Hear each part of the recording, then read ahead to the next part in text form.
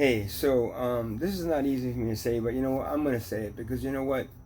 It's been a while now that everyone that I counted on, my family, my ex girlfriend, some friends, that have turned their back on me and are acting so irrationally over the things that I do and things that I say, that I have no other choice than to do this. So I bought a house with my ex girlfriend 6 years ago.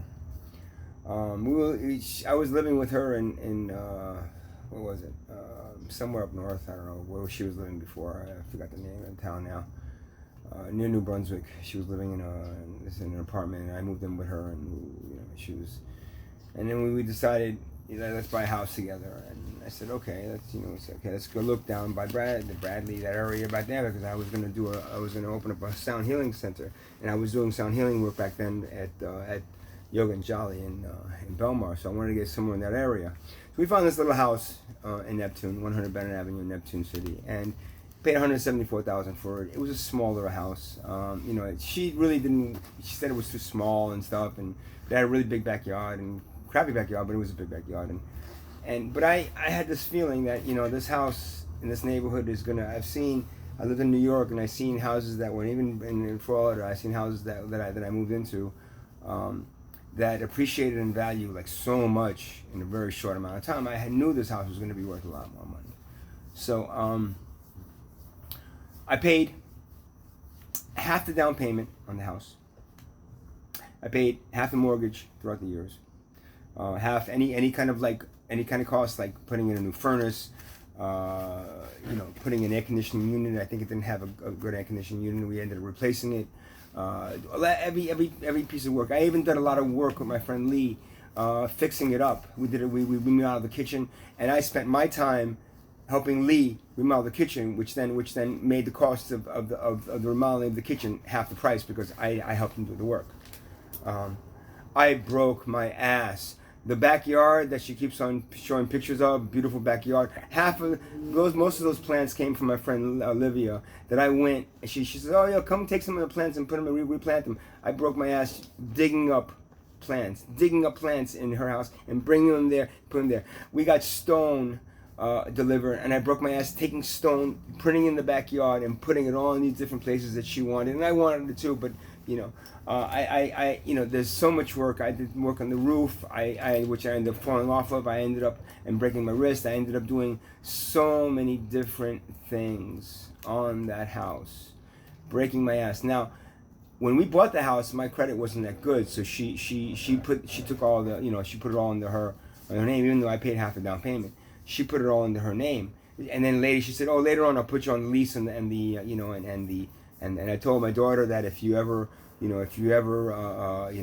happens to me, you only have the house and blah blah blah blah blah blah." I said, "Okay, that's fine. You put me on the lease later on and the title and let it on, and that's fine." So this was 6 years ago. So come last June, I started getting feelings that I needed to return to my activism, and I started doing a lot of plant medicine and staying up nights, staying up for days, and did a lot of videos and pictures of things that I was doing. And so one night I was up for 2 days, and she didn't know what to do.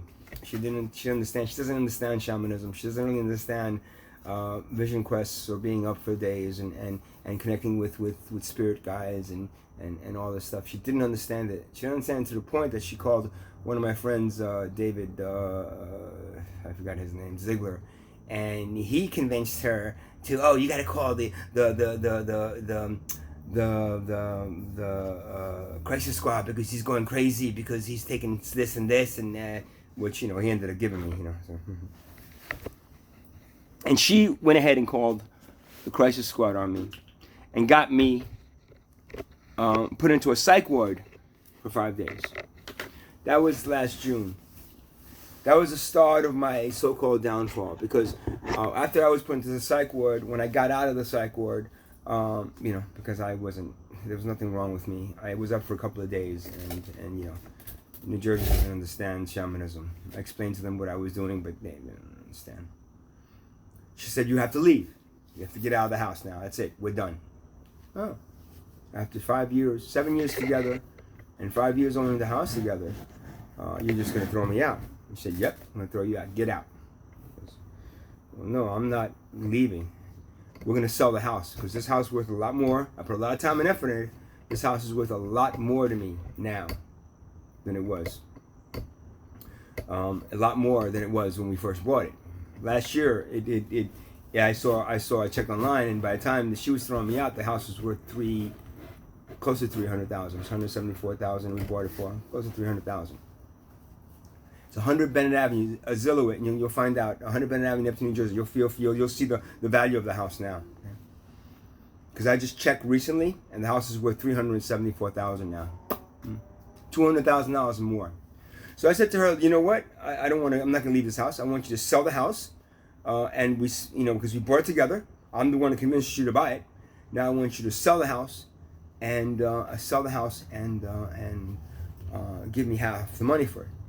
Give me half the equity for it, because no matter what, even though my name is on the lease, you owe me half the equity that's in this house, because I did a lot of fucking work. I didn't just sit here watching you do all the work. I did a lot, if not more, of the work on this house than you did.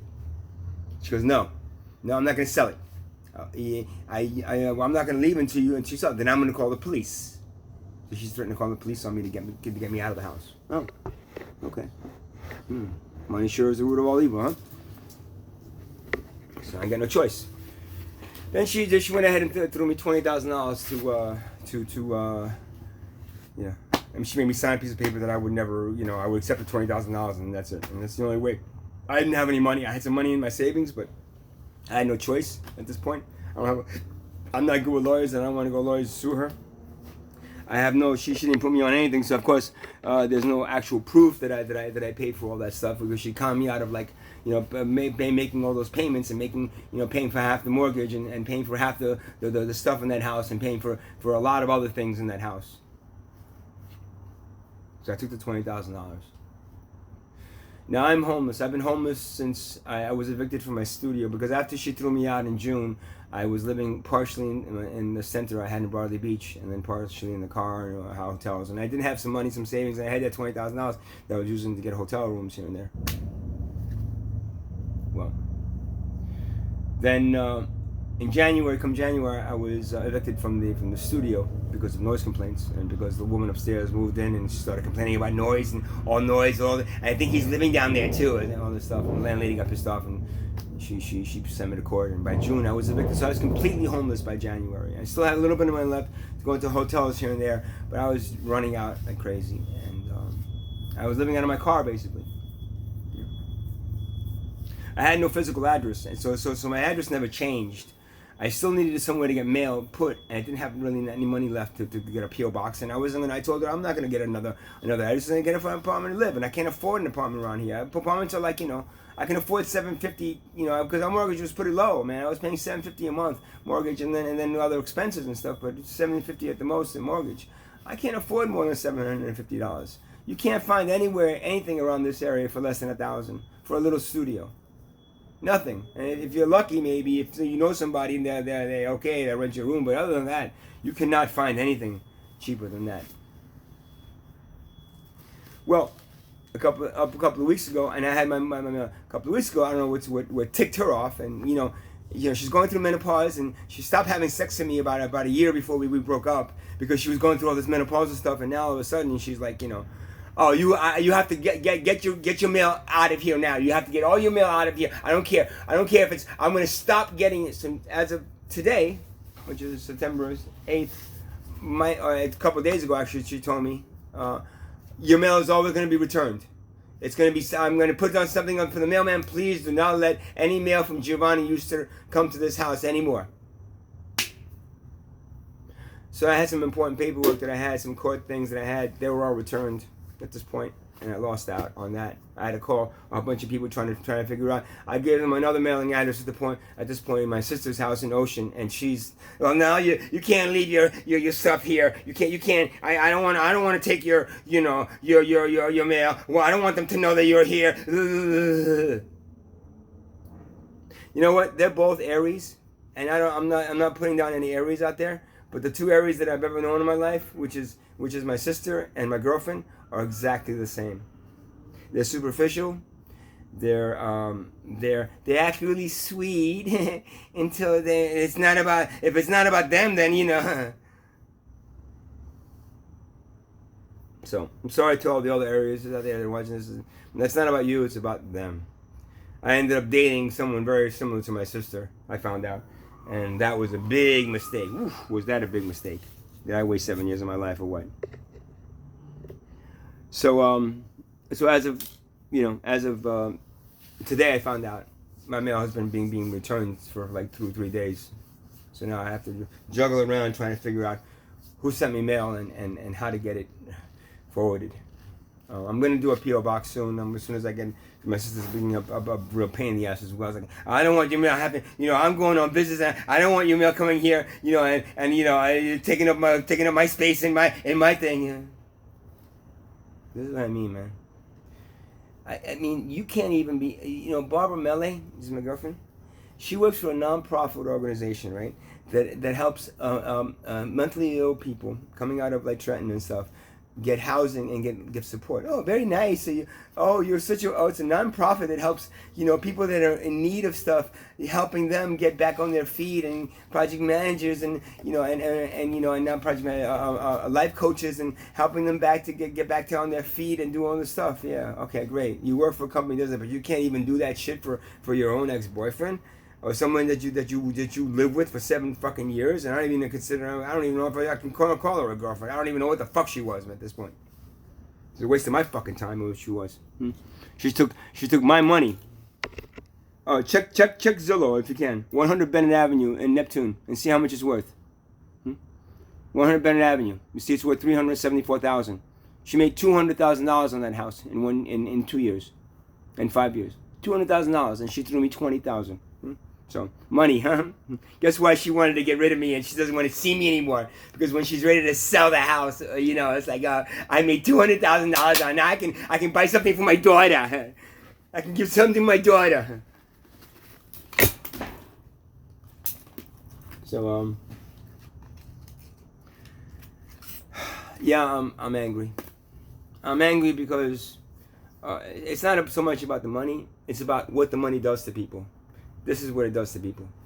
My sister works for Gucci, drives a $90,000 car, a BMW SUV that she couldn't even help me move my stuff from my one storage to the other. Doesn't want me in the house taking a shower. Neither does my girlfriend. No, you can't take a shower here. No, you can't even come into the house anymore.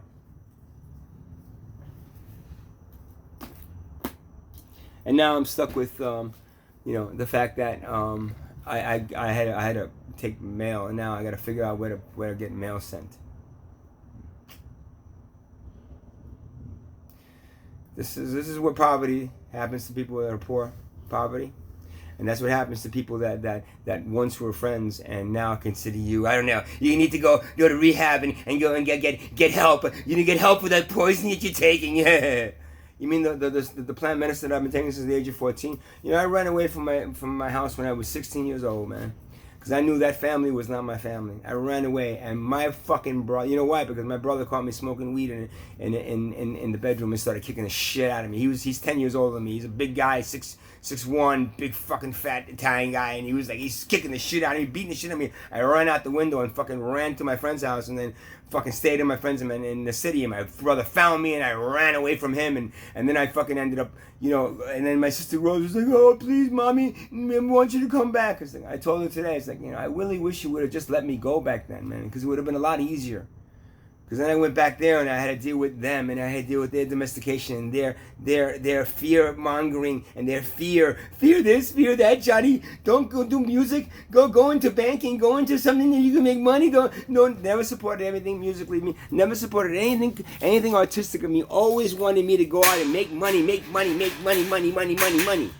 That's what the Italian people do. That's what Italian families do. Money. Go out and get more money, because that's what you need, money. Whether you're on the mob side or just the other side of it, because we were supposed to be pretty poor, but yet we were pretty poor. Yet my father used to bring back bags and bags of stuff to my friends and my cousins in Italy and give it all out to them.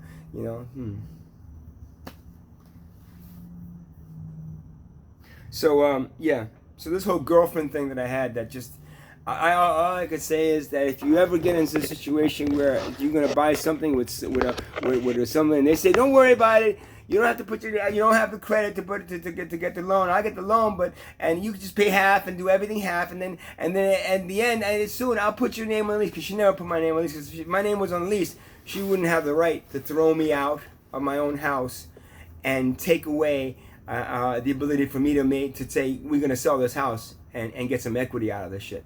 And I want my share of the equity, which at this point it would have been $100,000. So she threw me $20,000, so I'm short $80,000. And again, money to me it's money, man. I don't give a shit. But it's the principle of the thing. Both of those women, my sister and my girlfriend, are both sleeping in a bed that I helped pay for. My sister's house, she bought in Ocean 15 years ago, 20 years ago maybe. And she paid $130,000, $140,000. Now it's worth $450,000. I lived with her for a while, and I was paying her rent. I took 5 years of my life and stayed with them to help my mother that was dying and aging with dementia, help her, and so she didn't have to get a home health aid. I stayed, and I worked part-time, and I stayed and helped my mother, what they consider my mother, this woman that I helped. I don't even consider them my family. And so Rose could go to work and do all this stuff, and then she can go work in Bulgari, and now she works for, where is it? Gucci. She works for Gucci now in the city. Works for Gucci. She has a $90,000 bill and a $450,000 house, and I'm sleeping on the fucking street. Not able to take a shower for 2 weeks. And both of them, every night, they go to bed in a bed that I fucking paid half for. My ex-girlfriend, Barbara Melly, that's half of that house is mine. Half of that house is mine. That bed, half of that bed is mine.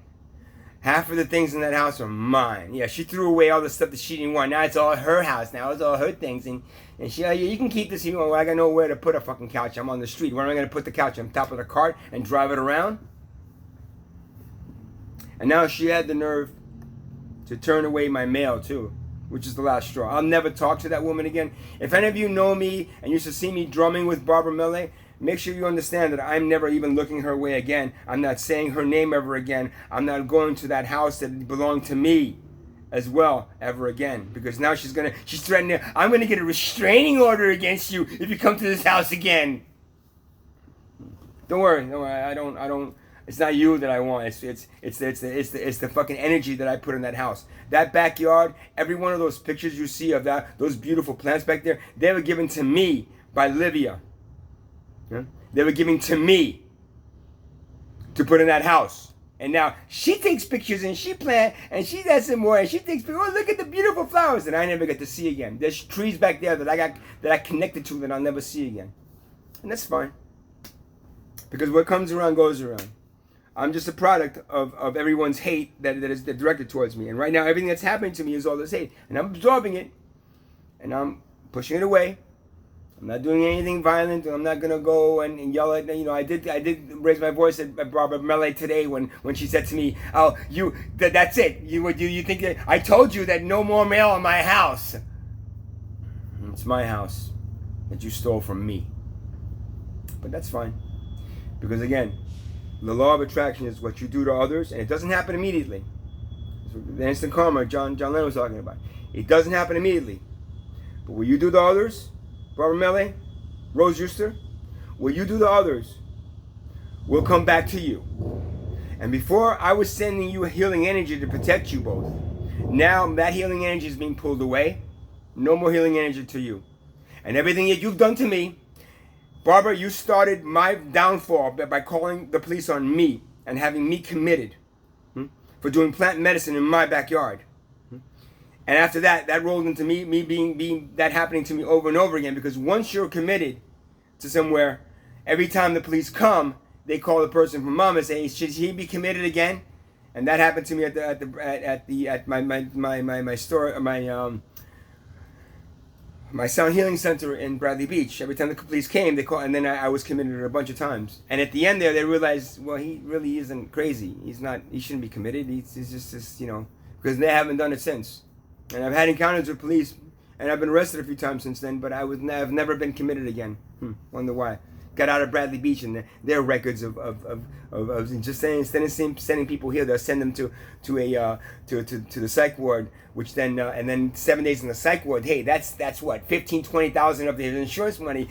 So they got some kind of little contract. Bradley Beach has some little contract that when the police arrest somebody, if they look a little bit off, you can just send them to the psych ward, and then they'll get 15,000, 20,000. Because if you get them, you arrest people, and then you charge them fines and stuff. The fines they can turn around and not pay, and there'd be no problem. But when you get the insurance, even if they don't pay their 20%, they still got the 80% of the 15,000, 20,000 they get for having you committed for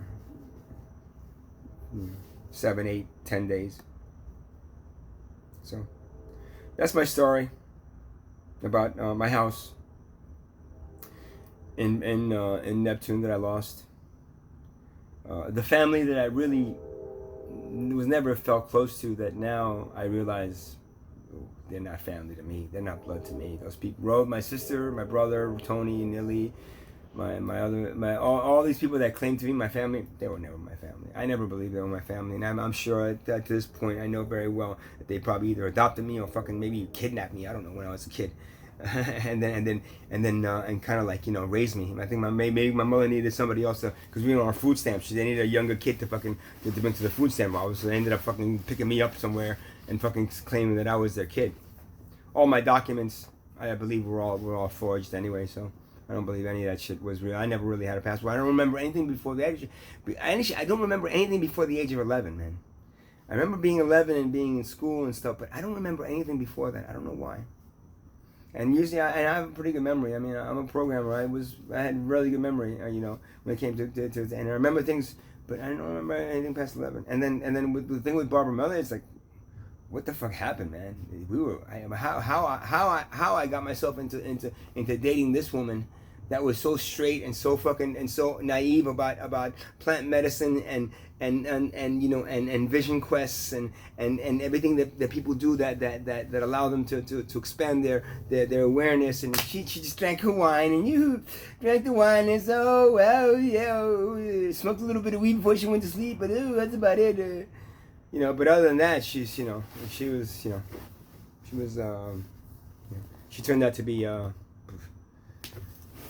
just as bad as the rest of my family. So if you're thinking about dating Barbara Melly, be careful, man. make sure you get everything in writing. If you see her drumming or anything else, don't forget, I'm the one who taught her about drumming. I taught her how to play the didge. I taught her about yoga. I taught her about all these things that she's doing now. And you laugh. Now she said, laughter yoga. Ha ha, everybody laugh. Ha ha, laughter yoga. It's like, really, laughter yoga? I'm not laughing very much, man. I'm not laughing at all. I'm laughing over the fucking 7 years that I wasted with her. The time and effort, breaking my ass, breaking my back, to make that backyard into what it did, to make it worth so much more. And now all of a sudden, she's taking all the credit for it. Look at the beautiful pictures in my backyard. Blip, blip, blip, blip. I built a fucking an encasement for tomatoes back there, and so we started growing vegetables and tomatoes, and I built all those encasements. I broke my ass bringing dirt there, broke my fucking ass doing a lot of stuff there, man. And now it's just like, sorry, here's 20,000. Now go away. I'll get another boyfriend soon. Go away, go away, go away. So, yeah. Thanks, Barbara Mele, and thanks, Rose Euster, the two Aries in my life that are, my God, Rams, man, did they fucking ram me, man. They ram me full hand. I'm a Virgo. I'm not used to Rams, man. I'm used to Virgos that are like, friendly and very, and very meticulous and very, and I got rammed by both of them, man. Rammed really fucking hard. So, be careful of them if you encounter them. And if you think about dating Barmelli, you better ask her what she has to make sure before you stick your penis in her what she might have that might affect you. Mm-hmm. Yeah. Bye.